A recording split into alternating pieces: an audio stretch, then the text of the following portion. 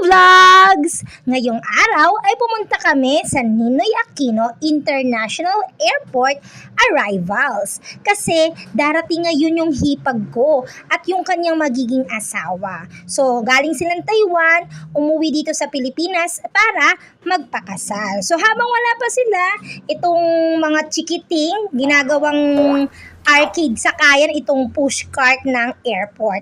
At maya-maya nga, dumating na. Magkasintahan, ayan. So, nakita na yung magtita at yung bunso ko. Maya-maya itong panganay ko naman hinahanap niya dahil hindi niya makita nasan daw si tita niya. Ayan, siya yung nakakulay pink na jacket. Ay, nagkita na ang magtita, magkamukhang tita.